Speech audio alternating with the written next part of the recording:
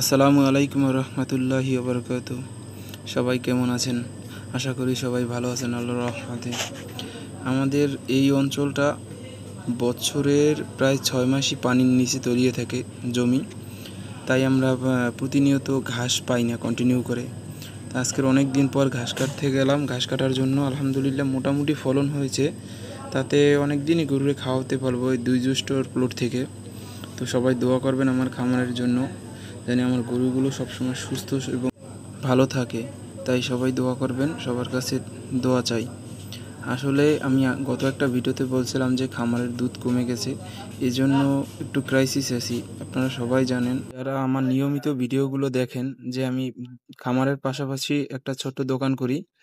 তো দেখা যায় যখন অর্থর সংকট বাজে, তখন অবশ্যই খামারে যখন ইনকাম সোর্সটা কমে যায়, তখন দোকান থেকেই অর্থ নিয়েই খামারের গরুগুলোকে খাওয়ানো লাগে। তো যখন দোকানের একটু আপনার ক্যাশ কমে যায়, তখনই মানুষের কথা শোনা যায় যে গরুর খামার করে, দোকানের সব নিয়ে গরুরে খাওয়ায়।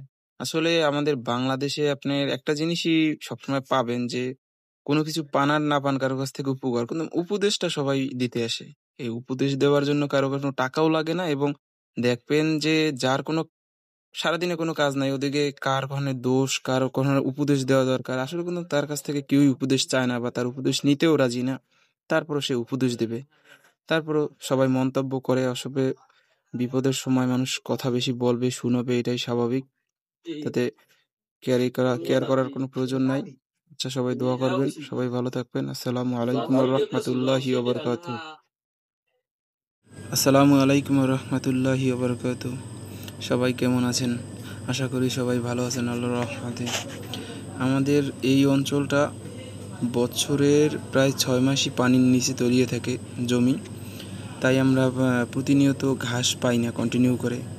আজকের অনেক দিন পর ঘাস কাটতে গেলাম। ঘাস কাটার জন্য আলহামদুলিল্লাহ মোটামুটি ফলন হয়েছে। তাতে অনেক দিনই গরুরে খাওয়াতে পারবো এই 2 জ্যৈষ্ঠর প্লট থেকে।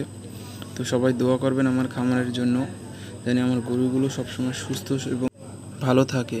তাই সবাই দোয়া করবেন, সবার কাছে দোয়া চাই।